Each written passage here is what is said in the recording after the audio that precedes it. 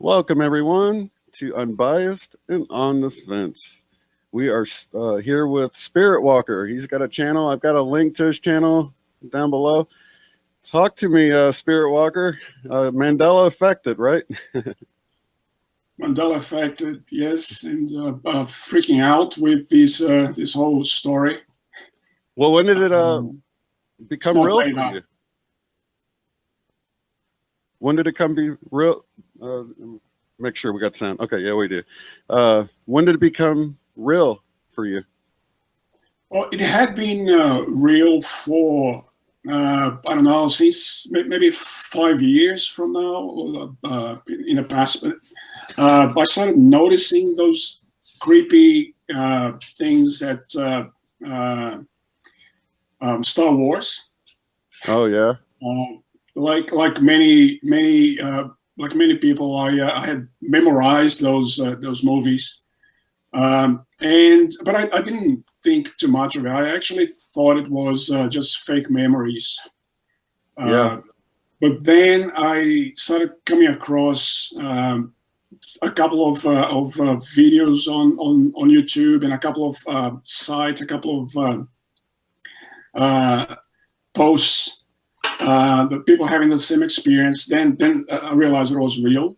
You can't really have fake memories in a community. It just doesn't happen. So I started investigating, and it just blew me away. How common the whole thing was, and how deep it goes. Definitely. I'm surprised that you knew about it so long. I mean, gosh, that's quite a while. So when did you come out publicly with this? Publicly, it was actually earlier this year. I actually took a long time to convince myself that I wasn't crazy, or I wasn't just misremembering things. And this is why I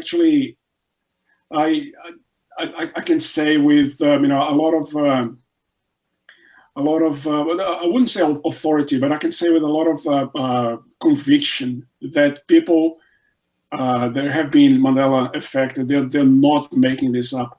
Of course, there are a couple of things that people will forget and remember things wrongly, etc. But the general Mandela effect community is spot on. And the crazy thing about this is that it's not just one issue. There's a lot of sources, a lot of channeling material, a lot of communications saying, look, what's going to happen when you guys are getting closer to this critical moment is you're going to see a lot of weird stuff, and you're going to notice it. Yeah. And this is even in the Bible. So it's not just a couple of people doing posting videos. It's actually pretty much every pillar of our culture has been pointing to this. So this Definitely. the ramifications are absolutely as deep as they can go.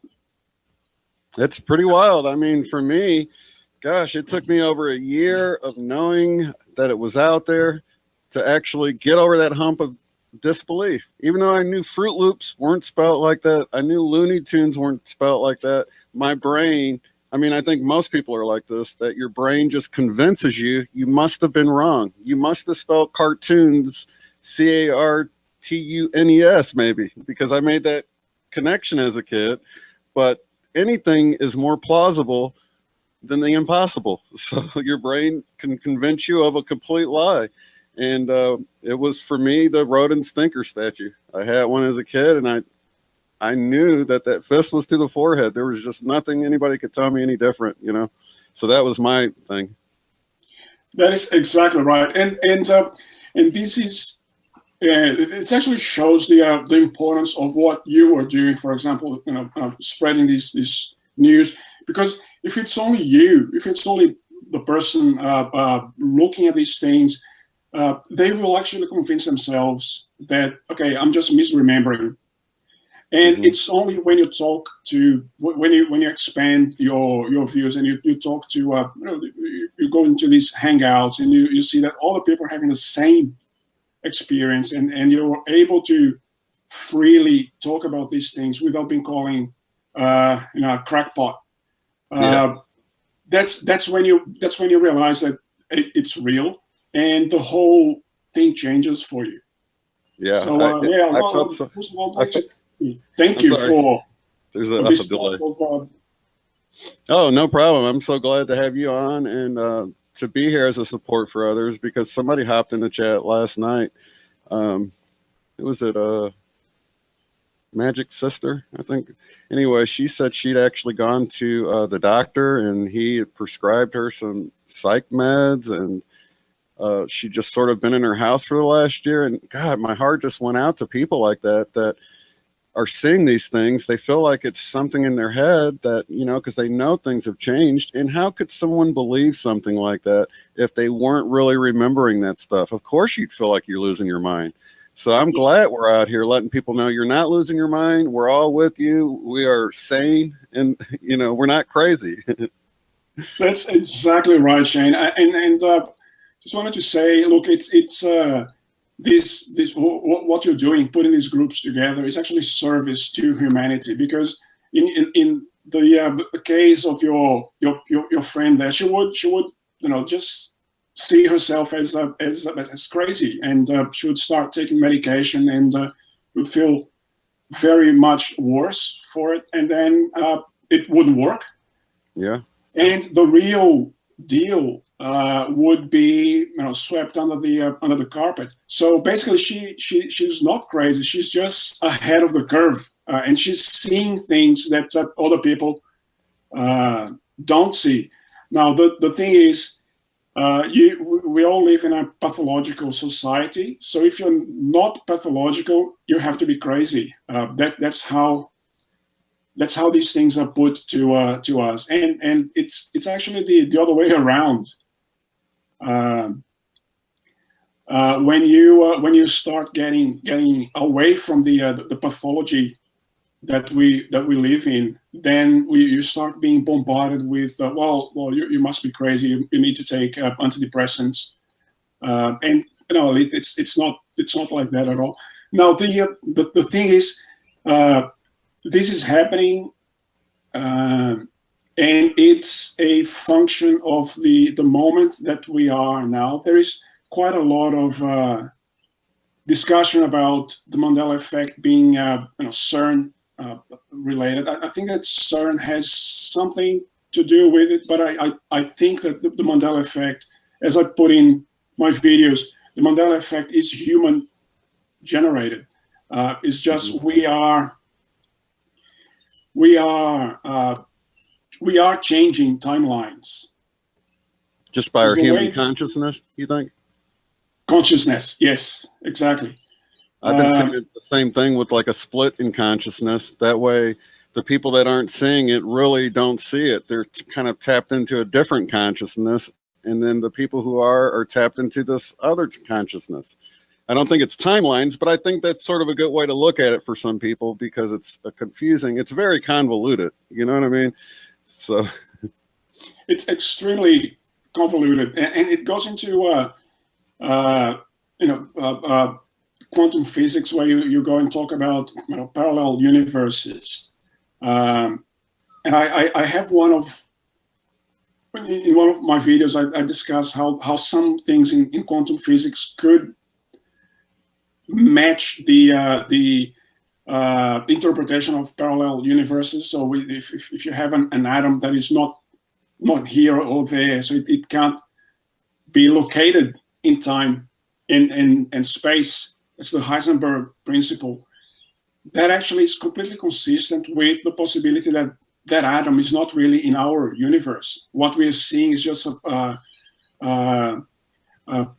projection or a shade of that atom into, or that subatomic particle into our universe. So this actually goes into this idea that we have parallel universes, parallel realities. And my gut feel is that the Mandela effect is related to that. It's a colliding, or it's two or more related parallel realities colliding in some way.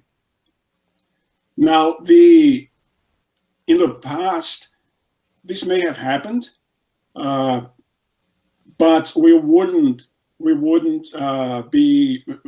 be none the wiser. We wouldn't be aware of that. But I think that because there has been a shift in consciousness, we have been more able to hold on to something bigger than ourselves. You could call it our higher selves, or the universe, or the God mind, whatever you want to call. We have developed this ability to step out of these three-dimensional or four-dimensional limitations, and actually realize that what we remember is no longer what we see around us. So it's this cognitive dissonance that is the Mandela effect, and it's only possible because I think that humankind is operating at a different level. Yeah, I think so too. That's why when I was just saying in the previous broadcast, I think we have an opportunity to sort of tap into this Christ consciousness in a much easier fashion than Jesus did 2,000 years ago. I mean, and do the things he did, but much easier than it was for him, you know?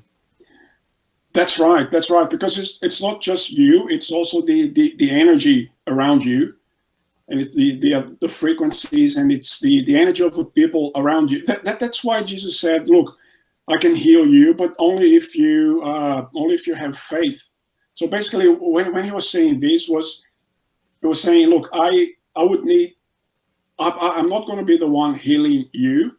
You're going to be the one healing yourself. It has to be you have to tap into this higher realm yourself, and this is the way to heal yourself. So it's when you extrapolate this physical reality in which we live in. So he was saying that, he was very clear, but we wouldn't understand 2,000 years ago. Today we are not very sure if we understand it. So the only way that he could explain that was, look, have faith. That's the only expression that they would understand. So the Mandela effect, to me, is, I really love the way you put it. It's tapping into Christ consciousness. It's tapping into something much bigger, much higher. And to me, this is really just the beginning. I'm really very happy to be alive. It's an awesome time to be alive while this is all happening. That's right. And the one thing that I wanted to tell you and tell your viewers as well is that you guys are really very special, because if you are, well, you could be on the beach right now, or you could be doing something, or getting drunk or something, but you took time to talk about this. So chances are you guys are what the law of one calls the wanderers. So it's people that know that they have already come here from higher realities. They have put their hand up to say, I'm going to change that. I'm sick of this. I'm sick of this this oppression that certain groups are exerting on humanity. There is a danger not only for planet Earth, but also for other planets, other star systems as well.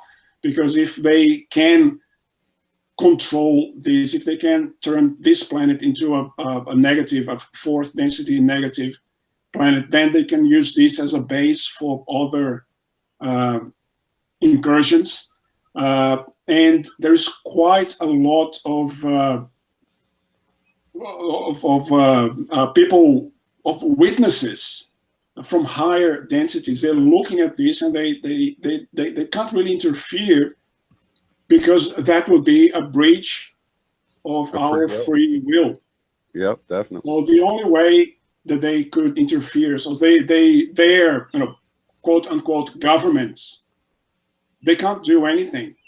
The only way they can, the only thing they can do is if there are some, some brave, warriors, or what Simon Park called warriors, is their governments could say, look, if you're really concerned with the injustice there, you're going to have to go and incarnate on that planet, because we as a collective, we can't do anything. That would be a breach of free will. That would be a breach of the law of confusion.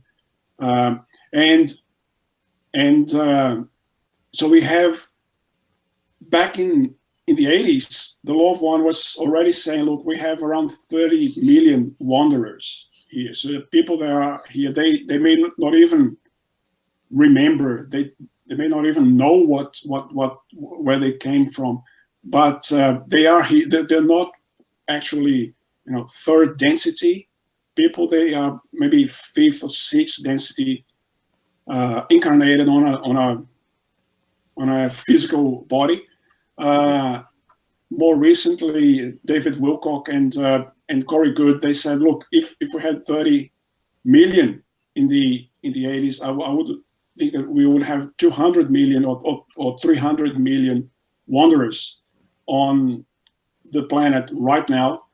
And I'm really very sure that you and your viewers as well, they're all wanderers, because it's like you have a bee in your bonnet and you can't let this thing go. You have to go deeper and deeper. That's the typical sign of a wanderer waking up. And we never really fit in our whole life. We got bullied. We didn't understand why people would bully other people, and why there's people starving while there's people filthy rich. That just makes no sense to most of us. That's exactly right. It makes no sense and it's so critical that some people can't take it. Some people actually commit suicide. For example, the one of the researchers of the law of one, Don Elkins, he killed himself. He was being attacked, and society was in such a mess that he actually said, "Look, I need to check out." I had heard about that. His health had deteriorated so bad, and they were going to try to put him in the hospital. And he said, "I'd rather die than go into a medical facility." And then there was this police standoff. I forgot. I did read about that. That was interesting. It's the way Ra even warned him on that last broadcast, that last session, that he was going to get attacked, and it just went down from there. That is exactly right. Wow. You're exactly right. So his health was attacked. His mind, of course, was attacked, and Carla Ruckert was also attacked. She was being attacked while she was channeling the law of one. Mm-hmm. So it's absolutely relentless, and so this is the message for you and for your viewers as well. It is tough, but this is the most beautiful fight. It's what the Apostle Paul said. This is the good fight. He said, I fought the good fight, and this is it. I think that we are soldiers, we are warriors, and I'm not exaggerating when I say that the whole universe is watching. I think that we are a big because the universe, these higher dimensions, they can just tap into the Akashic records and see what's happening. Oh yeah, Uh, I feel like it's the main event. Everybody's gathering, they're watching. We have no idea that this is the Super Bowl of planetary events, and it's going down right now. We volunteered for this. We don't even remember, and we got all these synchronicities that's bringing us together. And then you got the Mandela Effect. It's just amazing because I'm starting to see how everything's orchestrated and how I've been led to all this different stuff. Other people would call it coincidence, but I know it's a synchronicity. I'm right on its signpost. You know what I mean? that's right. I love the way you put it, and it's dead right. It's the galactic Super Bowl, Yeah. and so we have come here to we volunteer. We raised our hand up to be here and to help. Because this is the only way that we could help without infringing on the free will of other people, and this is actually beautiful. So anytime that you feel attacked or you feel down or depressive or anything like that, should raise your spirits, because that is the game. Mm-hmm. I mean, don't get yourself down too much. It is tough. There is a community, which is why I love what you guys what you're doing. Putting these people together. It's the good fight. The Bible. It's only now 2,000 years later that we are finally understanding Exactly. understanding what that was about. The good fight.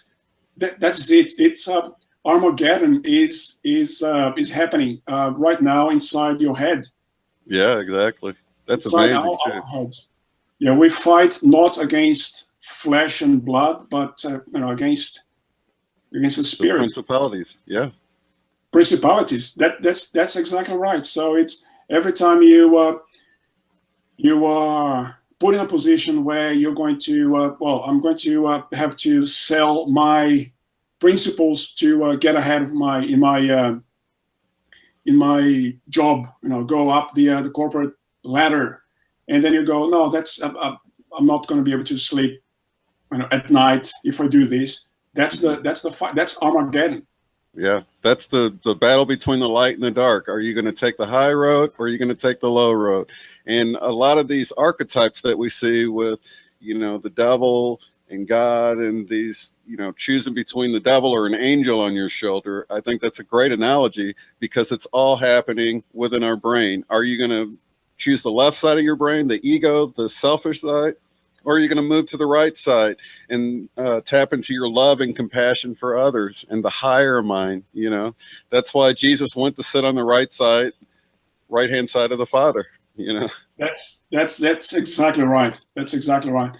So you have things like I have this in one of my videos. So Jesus was saying, look, none of the words of the prophets, not even an iota, will change until the end of time. And then we are seeing Bible changes. Yeah. We are seeing iotas being changed, and more than iotas being changed in the Bible. So this is the end of time. Yeah. And what actually happens is when I say, well, what's the end of time? Usually we think of it's a big explosion, everybody's going to die. I don't think that's it. I think that what they meant by the end of time is the end of the prison of time. Yeah. Like a new chapter starting. Exactly. So humanity will no longer be imprisoned by time. So our consciousness will be able to transcend time or to transcend timelines. And Yes. what's one example of that? Well, it's the Mandela Effect. So we are, for example, here in a timeline where, I don't know, C-3PO has a silver leg, but I know that that's not that is not the case. So my consciousness is gone beyond the current timeline that I am locked in. And my consciousness is saying, look, this is not how it was when you lived all of these things. So it's the human consciousness stepping out and bursting out of this prison of time, this 4-dimensional, 3 physical dimensions plus time, that's 4-dimensional cage. This is the what the Bible called the end of time. So it's the end of the prison of time. Another example as well, for example, if you some people do this. Some people do regression under hypnosis. Mm-hmm. So they go back, their consciousness leaves their body, and they go back in time, and they actually can go to the future as well, to future incarnations. So it's human consciousness has reached a level that is so powerful that time is not a cage anymore. That's the end of time. This is why the period of Earth being governed by these guys, the Illuminati, the reptilians, and all of that stuff. That's over. It's over. They're going to squeal. That's fine. But that is over. And that's all getting into the whole Orion group that the Law of One talks about, that they're just trying to progress with a love for service to themselves instead of service to others. That's why they hoard. That's why they imprison the others. And we're taking a different route, a positive route. That's exactly right. That's exactly right. So you're very knowledgeable of the Law of One. The Law of One is actually a relatively dangerous book. And the reason is that the Law of One treats humanity as adults. And they say, look, there is the positive side and there is a negative side. And I'm going to tell you the characteristics of each side. But look, you guys decide. Yeah. You guys decide. And so this is treating us as adults. You see that because we were in a different state of mind 2,000 years ago, that's not what the New Testament tells us. The New Testament tells, look, develop love and compassion. That's it. Treat other people the way you would like to treat. You would like to be treated, and that's it. And the same thing that Buddha said. The Law of One came along and said, and to me, this is the greatest sign that we are at a different level. We are already, as a collective, we are operating at a different level. The entities, Ra, they came along and said, look, this is service to others. This is service to self. The negatives can also ascend, and this is also service to God in a way. But we have chosen service to others. We have chosen to ascend in a positive way. You guys make a choice. It reminds me of like they're casting for a play, and they're saying, do you want to be a good guy? Do you want to be a bad guy? We got this play that needs to play out. We need some bad guys. We need some good guys. Pick which one you want. They sort of leave it up to you. And it's just amazing to me. And they even let you know the love path is easier. You're going to get more help if you take the love path. And if you take the negative path, you've got to deal with the disharmony of not going with the love of others. There's going to be this... you're going to be fighting against the current. But I think it's neat the way that it shows you. It reminds me of that old song by Led Zeppelin, Stairway to Heaven, where it says there's 2 paths you can go on, and there's still time to change the road you're on. That's a great analogy. And look, this is when I spoke about synchronicities. This is really beautiful because and I'm going to go off in a slight tangent. I have claustrophobia. I go into a lift and I freak out. I'm kind of healing this and slowly, etc. But the other day I realized that I think I don't remember where I got this. That a lift is a is like an occult symbol. Lifts represent the coffin, and lifts go to hell. Mm-hmm. The Just for my American viewers, he's talking about an elevator.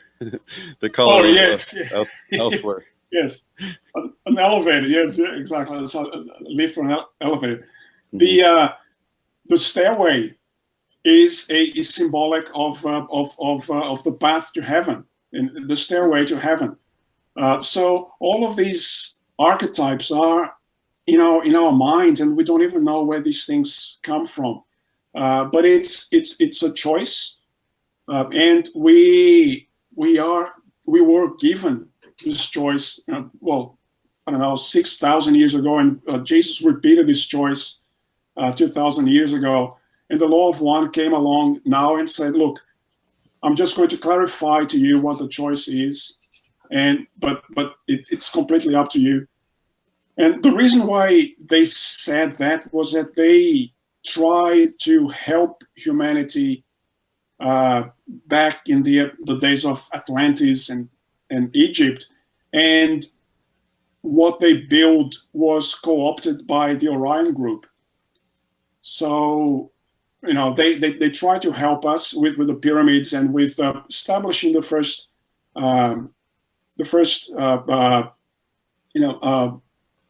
tendrils of religion, and that was co-opted. So because of that, they incurred a little bit of karma.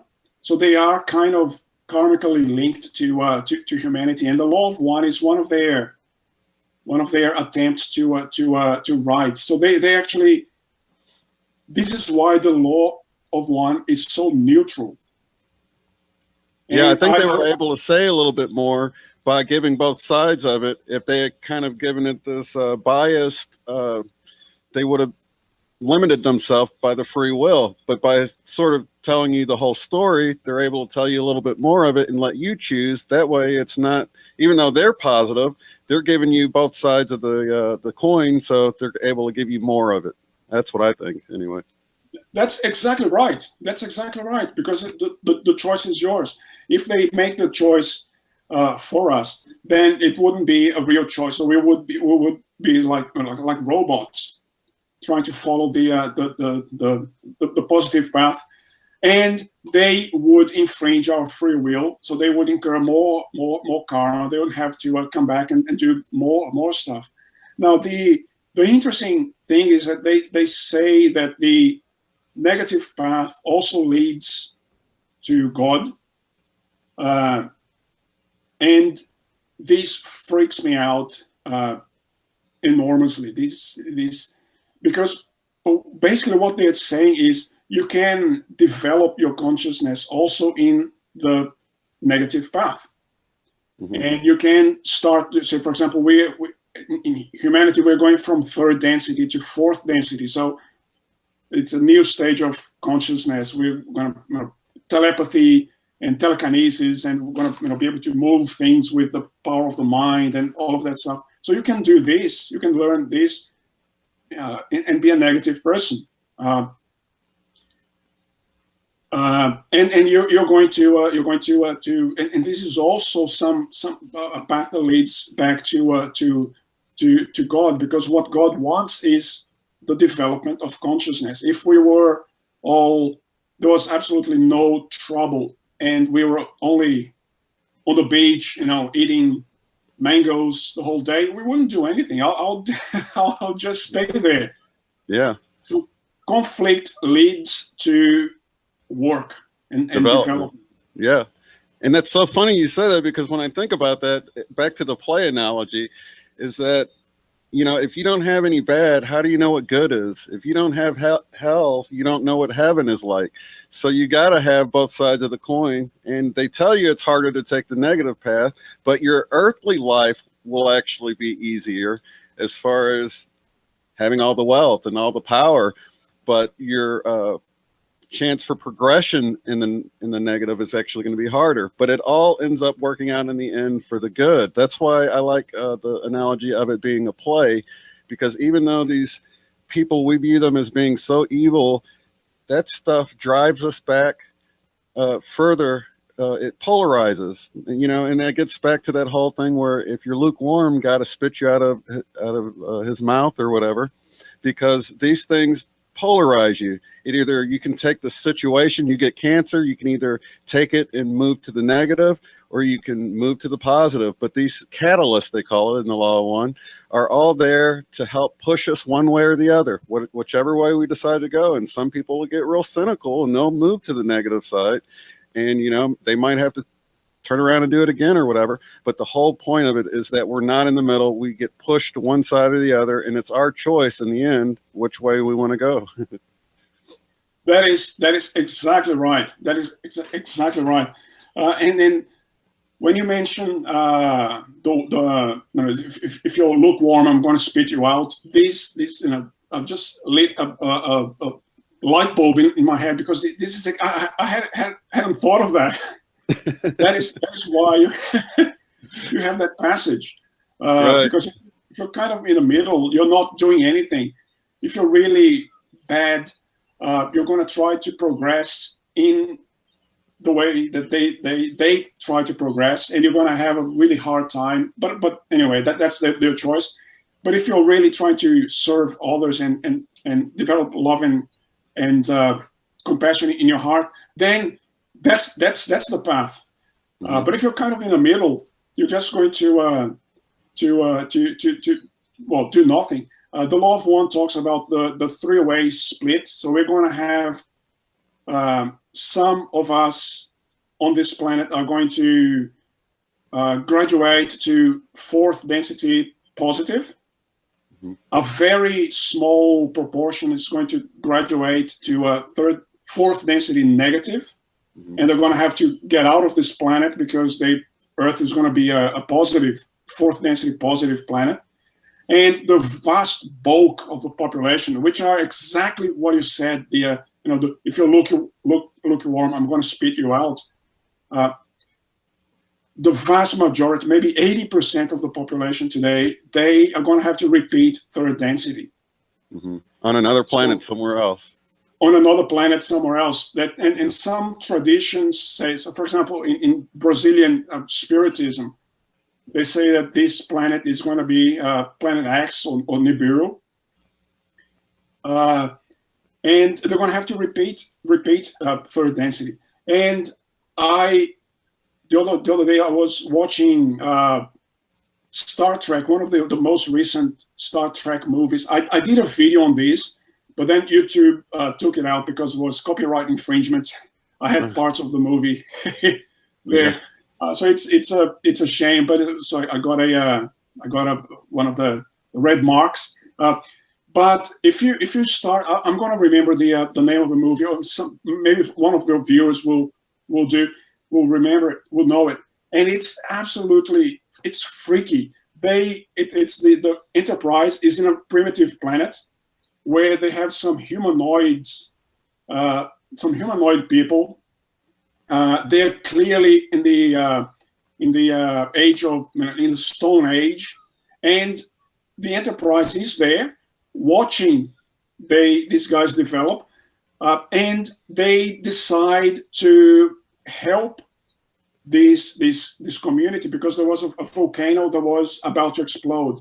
So they do this. They somehow fix the volcano, and by doing that, they expose themselves to the population. So the population starts worshiping the Enterprise.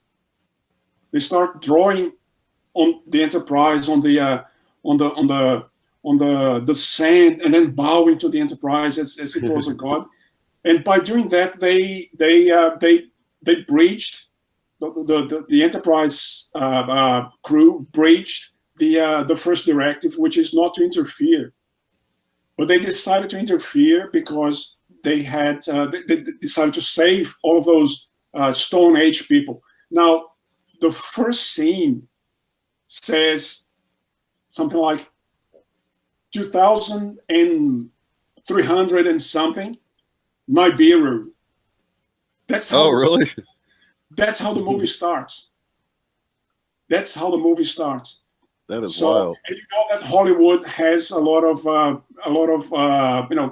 high-ranking Freemasons, and they do know their spirituality. They may not use it in the best ways, but they do know what's happening. They do know what the spiritual traditions say, and it was freaky. I had to make a video. I did it, and then it was blocked out. Yeah, the same thing happened to me with the Never-Ending Story. When I watched that as an adult, and I saw these similarities to what was happening right now. You've got the nothing was sweeping through the land. Fantasia, which is explained as the hopes and dreams of mankind, and if you can take that away, you can control them. So the nothing sweeping through, and it's destroying Fantasia. And the whole idea of it is that if they can stop the nothing, then they can restore this fantasy land of Fantasia. And it was exactly. a total archetype of the right brain and the left brain, and this whole duality that we experience here at third density, where we are right now. Yeah, exactly. So I got it. So it's Star Trek Into the Darkness. Into the Darkness. I will definitely watch that, man. That's got me excited about watching that. If you see that, you're going to see you are going to see what the so-called repeaters, the lukewarm, what's going to happen to them. They're going to have to go back. They're going to have to go back. And it's what freaked me out is that French and Brazilian Spiritism, they say, look, not only they're going to have to go back, their souls are going to have to go back, but they will have to go back to Nibiru, which is a more primitive planet. The magnetism is more primitive, it's more base, and they're going to have to repeat. And then the Law of One comes along and says, so it all converges. It's amazing how everything points in the same direction. But they will forget, like we had to forget coming here. So it's not like they'll have this hell of knowing what they did. They'll just sort of have this in their consciousness that sort of survives whatever lessons they did learn. They'll carry along with them and hopefully evolve and make it the next time. But it's not sort of this idea where religion tells you, hey, you're going to be burning forever and ever if you don't make it this time. So you want to make it, but it's not, it's just like you flunk a grade more than it is like, you're gone and you're going to have to suffer and be tormented for eons, So this whole idea of this fear-based religion, I just try to tell people all the time, I'm like, well, you want to make it, definitely. That's why I'm here. I'm trying to increase that number of positive harvested to fourth density, That's my whole intention here. But if you don't make it, it's not like you're going to burn forever. You'll just flunk, you'll learn your lesson, you'll have to do it over again. That's exactly right. You're going to have to repeat. So it's your higher self saying, look, sorry, this guy is not really ready yet. There's more stuff that needs to be learned. Now, so when we discuss the negative ascension, I actually racked my brain trying to understand how that would be the case. And the Law of One doesn't really say, it suggests what's going to happen in really very subtle ways. Mm-hmm. And if you read between the lines, you get it. You understand how hellish it is going to be to live in fourth density negative. They don't tell you this with all of the words because that will be an infringement. So that there will be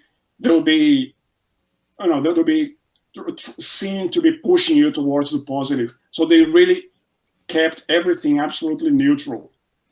Because wasn't there a planet that where they sent two wanderers there they ended up meeting up. They were positive to start with, but then they flipped to negative, and then they had to come to the realization that they switched from positive to negative. Wasn't that in the Law of One on a different planet?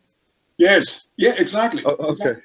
And this happens in it's not well, it's not only Earth. Earth, for some reason, as you said, it's the Super Bowl, is the big game, but there's all of these parallel things happening as well.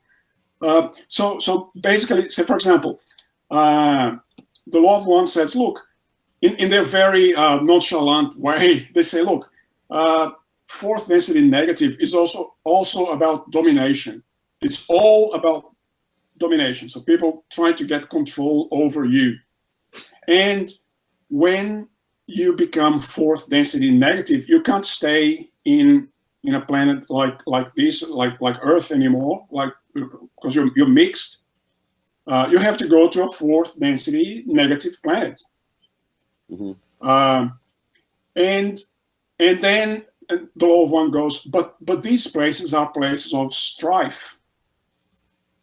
They're places of infighting, and then the image popped into my head. Can you imagine, say for example, going to school and you're the new kid, and everybody is a bully that is bigger, meaner, more horrible than you, and there's no way out. Even the principal and the teachers are bullies. Yeah. That's what a fourth density negative planet will be. It's like going to if you watch Shawshank Redemption, or one of those prison movies where you go into one of these places and you are seen as fresh meat. Yeah. And everybody it's a complete cutthroat reality where everybody, exactly. So it's cutthroat reality, is dog eat dog, and you're gonna have to be tortured and sodomized, and until you fall in line. And even then, your faction is going to be fighting the other faction, and it's going to be never-ending war, never-ending conflict, and that's going to be your life, pretty much. So when you mentioned something that was really very interesting. So you have a good life. You have lots of wealth, etc. But that's because we are still third density. Right. That's because the curtain hasn't closed yet. Right. So all of these, the Rothschild Zionists and all of those guys, they have this ability because we are, at least until recently, we're still during the decision-making period. So they said, look, I'm a negative person. In order to be really bad, I need money. So I want to incarnate in an Illuminati family. And then you incarnate there, and then you get sodomized. You get to try and raise your kundalini and all of that stuff. But you have money, and then you get an opportunity to exert your power as you have requested. But this is only allowed because this is still the decision-making period. Yeah. That period is over. The negatives are going to go to a fourth density negative planet, and the separation, it's the three-way separation, it's going to start taking place now. I believe so too. And here you've got a lot of people feel like our planet is that way, but think about all the we hear about bad news in the news. You hear about killings and robberies and stuff like that, but most people are good natured. Most people won't go and kill somebody or steal. So you've got this in the midst of all these bad things that happen on Earth, you've got this ray of hope. You've got this person, maybe a bystander that sees you're in need or runs off the burglar or whatever. So there's all this positive that we just don't hear about. But until you see something like a hurricane and you see people stranded and you see people, hey, I got a boat, I'll come help. And, they don't expect anything in return. They're just going out and, volunteering their time, just like we volunteered to come here to Earth. And I think you know, you don't hear about all the good, but there's plenty of good people out there, and they just need to hear this empowering message that, you know, the powers that be are only going to be in power for so long, and that we have the power to actually use our own consciousness and positivity to change our reality and shift. That's exactly right. That's exactly right. And in a way, all of these the negative things, so the shootings and the wars, and even World War II, World War One, etc. So all of these things, and the wanton crime and violence that we have today, this is, to be honest, this is the Orion group, or the bad guys losing their cool, because they know that everything that they have tried before didn't work, and it's not going to work. So they are kind of losing control over what to do. So they are lashing out. So it's like, when people say in India, it's never corner a tiger, because that's where it will be most dangerous, because there's nothing to lose. So now we might as well just try everything. So this is why we are seeing a lot of violence, a lot of crime. Like we're just stirring up the race stuff right now. In the false flags. That's exactly right. Things like ice. So ice is a drug that gives control of your brain to lower astral entities. So basically, you take ice, you are surrendering your body to demonic entities. And there is even more powerful than ice that is coming on streets now. But this is desperation. So the key message is, instead of, when we hear this news, instead of getting depressed, we should understand these things for what they are. They are the last signs of desperation of a regime that is gone, that knows that its time is gone. It's not going to stay on Earth, and these are the final battles. The war has already been won by the positives, but that's going to be, as the law of one says in their very nonchalant way, there's going to be some inconvenience. That's the understatement of the century. But there is going to be some inconvenience, but Earth is already on a positive timeline, a positive path towards love and compassion. Yeah, I totally agree. And it's sort of a do or die situation for them. It's that last ditch effort to do what they can to hang on to their power, but it's futile. In the end, the positive's going to reign, and that number is going to be different. I mean, we can get more people on board with us, but we're still going to prevail in the end. There will be a harvest, a positive harvest, and we can add to that number by getting the word out, really. That's exactly right. So, which is why it's so beautiful what you're doing, because it's exactly on that middle path. It's like we need to try to get to those that are borderline. That with a little bit of effort you could make it. These are the people that we need to get to, and you're doing this in a very nice way, because the people that are really, really positive, the people that are out there in soup kitchens and say, look, I need to do something about this planet, and even if I don't know why, but I do need to do. They may not know anything about the law of one. They may not be religious at all, but it doesn't matter. Mm-hmm. It doesn't matter. They get it. They get it. So the idea is that this vast majority that's going to be in the middle. These guys need to be reached in some way. But having said that,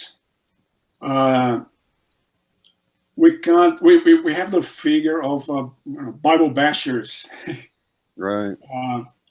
so we can't turn to that either, because that is going to that's an infringement. Mm-hmm. We need to respect people's decisions, and if they want to decide, I don't know, everything that I want to do in my life is to watch sports and drink beer. Look, that is a viable choice as well. So we don't have the right to force anything on anyone. And they even said in the Law of One, it's not like a religion, like a lot of religions today say, well, you've got to say this specific prayer or whatever, or you're not in. The Law of One isn't that way at all. It's like you could totally not know about the Law of One, but if you've got this greater than 50% service to others and you just help people and you're just a good-natured person that feels that need to help others and not to be selfish, then you're sort of in. It's like automatic. That's exactly right. That's absolutely right. In fact, if you compare, so when you go to Buddhism, so they say when you have an overhang of bad karma, you get locked into samsara. Samsara is the cycle of birth and rebirth, mm-hmm. and reincarnation. So because you're going to have to go back to pay off the karma that you have accumulated. But the funny thing that Buddhist scholars also say is when you have an overhang of good karma, you will also get locked in reincarnation. And this is very strange, because I thought a good karma was a good thing. But basically what they are saying is when you have this need to help others, when you have this desire, when you identify yourself as that person that is necessarily helping others, and that's what I do, that's what I really need to do in my life, you will necessarily lock yourself in a cycle of reincarnation. You're going to come back over and over again to help, because that's your identity. And you can only escape the cycle of incarnation when your willingness to help is spontaneous. So you don't. I call that the Joan of Arc complex, where you suffer. You're the one that suffers, and because you have the weight of the world on your shoulder. I see. It's like having a balance. Exactly. Yeah, we have to remember that the weight of the world is not on our shoulders. People have their freedom of will and freedom of choice. We present the information, and we try to get to people as needed, and if they require, but they have the choice, and the choice is theirs. Mm-hmm. And I feel like we're presented with opportunities to help, and it's sort of exactly right. Yeah. It's being presented with opportunities to help and then helping, rather than having a need to help, identifying yourself as the person that goes out there looking for this, because then this is also not the way to go, because you're infringing on other people's freedom of will. So if you're neglecting your own self-development as well, if you're just, because that happens to people, they're so busy feeding other people, they're starving themselves. Yeah, that's exactly right. That's exactly right. It's one of the rules of I love the way you put it, because it's one of the rules of rescue teams. So when you go all of these here in Australia, we have these surf lifesavers. You have that in the US as well quite frequently. But the first thing that they these guys learn is when you go on a rescue, don't become the victim. If you have to make a choice between you and the other person, well, save yourself. Because what happens is, if you put yourself in danger, then now you have one less rescuer and one more person to be rescued. So you're putting a huge amount of pressure on all your other mates, all of other colleagues that didn't make the silly mistake that you did. So it's like, preserve yourself just so you can help, and you have to make that call. So it's like exactly what you're saying. So don't starve yourself just so you need to feed other people. You have to be aware that you are needed. Mm-hmm. You are needed, and you need to be strong. And when there is a situation where you say, okay, that's as far as I can go, I can't help that person anymore, then that's it. Right. And I even noticed that when you're trying to convince somebody of something and it goes from a discussion to a debate, then you sort of get people riled up with the anger. And, if you have not love, you're defeating the purpose of the whole journey, That is exactly, and it's so true. And it's exactly how the Orion group acts. So basically, someone decides to set up a charity, or I don't know, a church or something, and they have all of the good intentions.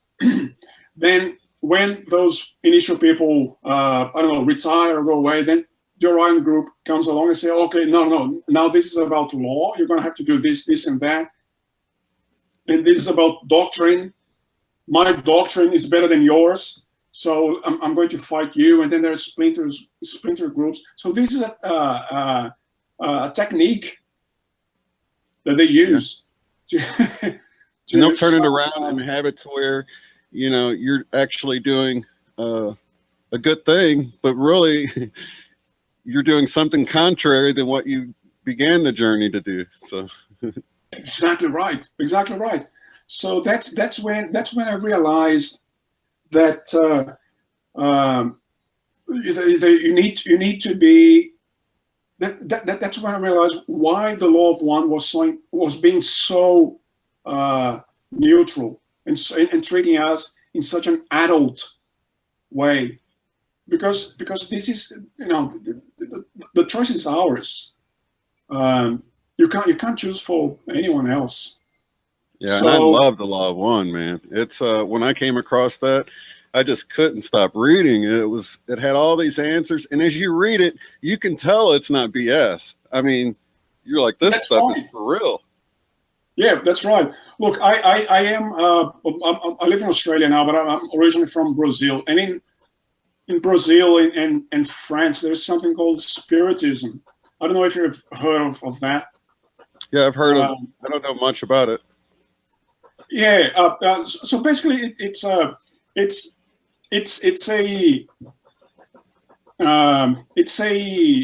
set of basically what people get together to develop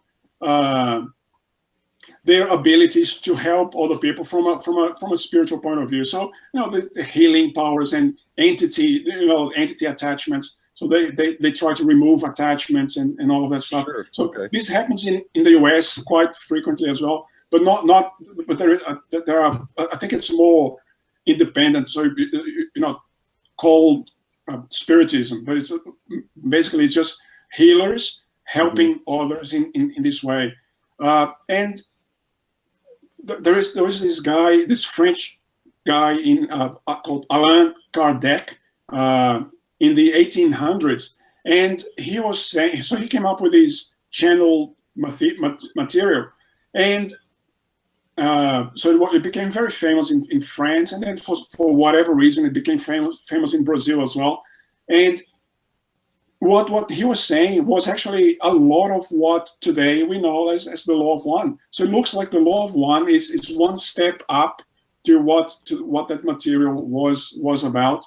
And as I said, it all converges. It all goes into one higher one higher reality, one higher truth.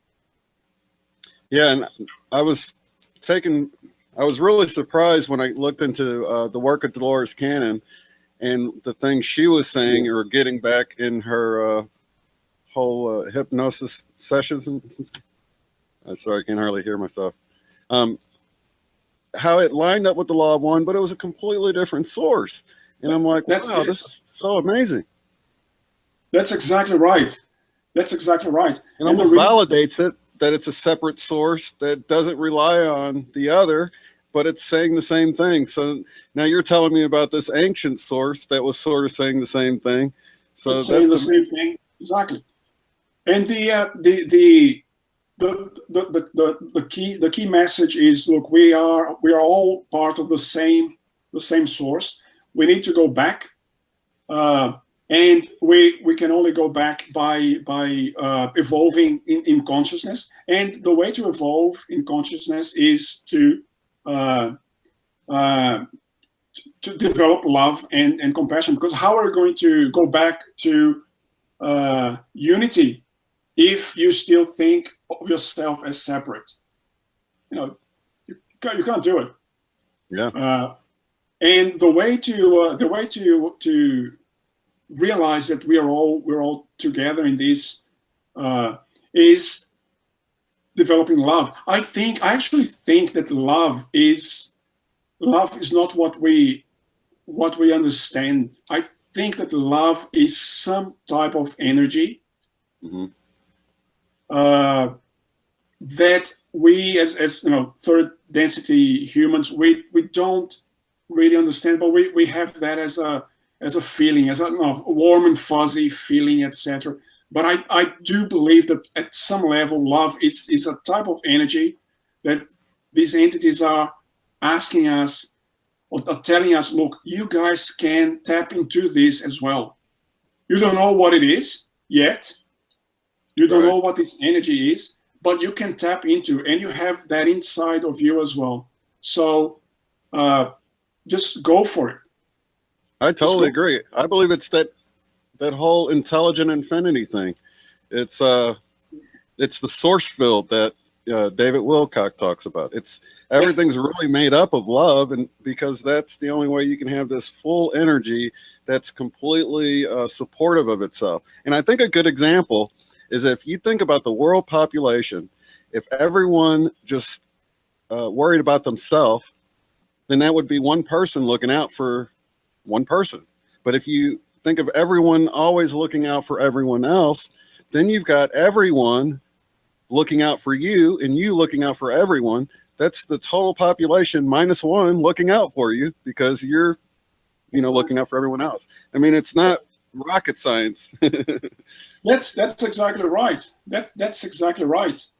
You even have these. I think that this is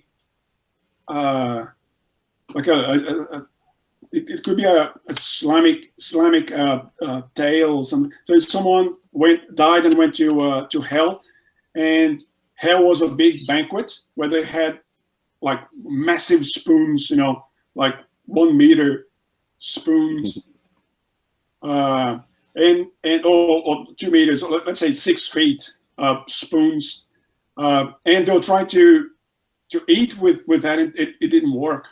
And then heaven, on the other hand, was exactly the same banquet, the same table, the same food, the same spoons, but there people were feeding each other with the spoon, and then that was pretty easy. So it's just a state of mind. Do I accept that I'm part of something bigger? And all of your viewers and yourself, you have this intuitive knowledge that this should be the case, and all we need to do is to create this group. So we're not going to go out there Bible bashing people, but we have to create this group where people say, look, I am different. I don't fit into society as it is constructed today, but it's okay because I have these other people that I contact, and they say that there is a reason behind this. Mm-hmm. And it's really, I think it's important to note that it's not like any other group to where we don't include anybody that doesn't want to come and join. Anybody can come and join, and we consider ourselves to be brothers and sisters of everyone else, not any better, you know. So that's exactly a completely right. different model. Yeah, yeah, and you know the moment that that you have these entities with hierarchies, so this guy is the top, then the other guys they have to respond to that, and the moment that you have that, that's control. That's Orion. Yeah, and when you think of it like a group of evenly placed particles, even Yeah, it's going to have more strength as sort of a blanket where everything's flat and even across there. But as soon as you started getting these pyramid shapes, like they do in cheerleading, when you got this real fragile grouping of people trying to create this pyramid, you know, it's easy. You knock one guy out and the whole thing comes down. But when you've got this even blanket, it's so much stronger. It becomes a fabric, you know? that is a fantastic analogy. That's a fantastic analogy. That's a great way to see it. So that's the world we should be living in. And man, I can't believe the hour went so fast. Is there anything besides your YouTube channel that you want to promote? Well, look, I'm working towards a book, but I think it's gonna. I'll try to come out next year. So it's not, and it's called the Terra Experiment. So TERRA. So Terra is planet Earth. I'm still going through it, but it's exactly about this. We are an experiment. We are a place where the negatives. I don't know if you heard of the Lucifer experiment, which is this idea where the negatives were allowed to thrive to some extent to show the entire universe how messed up that would be. Wars and torture and all of that stuff when you choose the path of separation. And this is a display. This is the Super Bowl for the entire universe. And unfortunately, Earth got caught up in that. So Earth, we I think it was David Wilcock in the US, and Corey Good. They actually said, look, Earth is one of the strongholds of the reptilians, unfortunately. But Earth is also the place where they're going to suffer their worst defeat. Yeah, because I agree with that. We have very good people. Your listeners, your viewers, we have very good people that, people of light, spiritual beings. We had enough of this crap, and we are going to turn the table. It has already started to turn. We are on a positive timeline, despite what CERN tries to do or anyone else tries to do, and there's no stopping now. It's like a freight train, going towards a positive ascension. I totally agree with that. And man, I really enjoyed our time together. Got to have you back again in the future for another chat. I would love that. I would love that. That's great. I love it. Well, awesome. You guys in the chat room, make sure you click on his link in the bottom down there. He's Spiritwalker channel. And go subscribe. He's got a lot of great stuff. What do you have, like half dozen videos or so? Or a dozen videos? 31 videos. It's so far there's some material on time loops and the Mandela Effect. Most videos are on Mandela Effect, but there's some other topics as well. Okay, yeah, I saw. Was it the one about? Are those furry pigs of a Mandela Effect? Those woolly pigs? Was that in in your last video? No, that was about. Well, I know it was about not eating meat and trying to work because I've been trying to change my diet too. I'm still a meat eater myself, but I keep hearing people saying, you know, you gotta.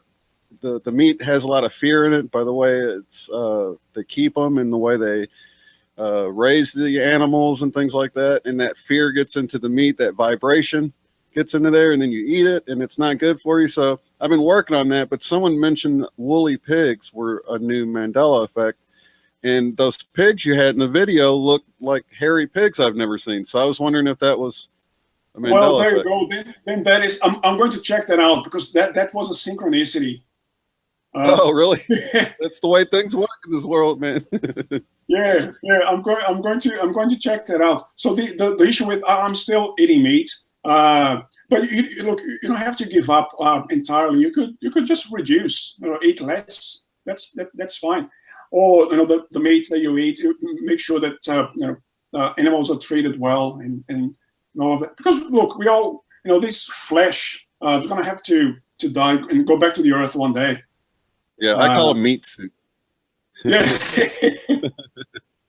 Exactly. Because it's Um, just the third density tool for us to experience this reality. And it really is, in a lot of ways, like an astronaut suit. It's something to allow us to survive in this current situation we're in. And it's got sensors on it, and it's got, you know, it's really an instrument. And like they call it's it an all one, they call it the, you know, Carla the instrument. the instrument. That's exactly right. And look, the insight that you have, the sensitivity that you have. This is your higher self. This is your sixth density being, talking to you because this being is already operating at a different level, and this being is you, and you're just conveying all of that knowledge back down here to this physical environment. Yeah, a lot like Thank you for that. rovers on Mars. You know, it's you got the higher self, and then it's communicating back and forth with sensors and all that stuff. So yeah. That's right. That's right. Well, man, I really appreciate having you on, and definitely have to do this again in the future. Well, I'd love to. That's All great. right, but let me check real quick, make sure I don't have any questions I'm missing out on here.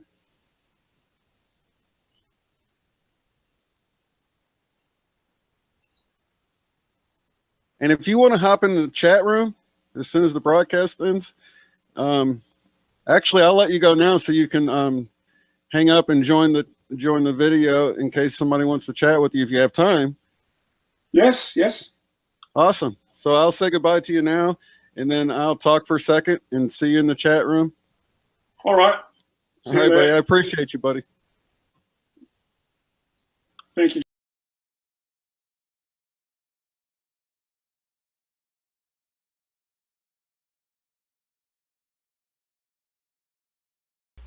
Well, that was awesome. I closed out my own window too. So I don't have any video, but I wanted to thank Spiritwalker once again and thank all of you all in the channel for hopping in. I think this was an awesome video, and really unscripted in a lot of ways because we were just chatting, and I'm glad it went that way because it was awesome.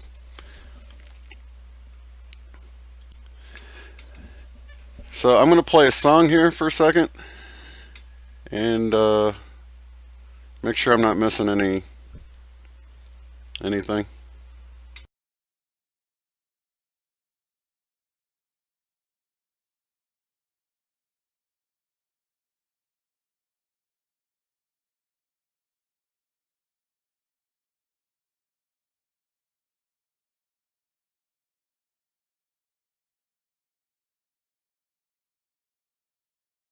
Make sure I'm not missing anything.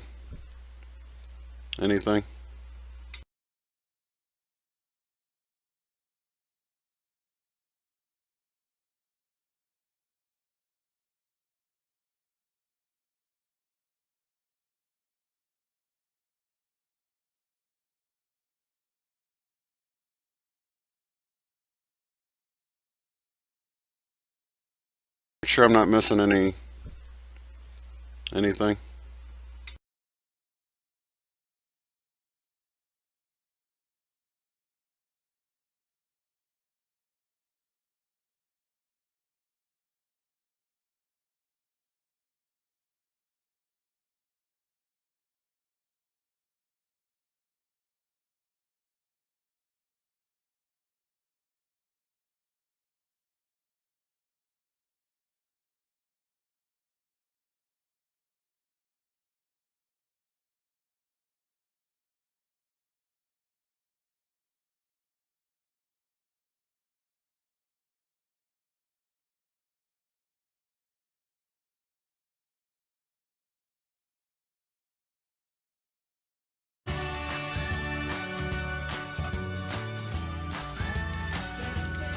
Alright, I want to make sure I kept this going long enough that he can hop into the chat. I was afraid he wouldn't make it if I ended it too soon.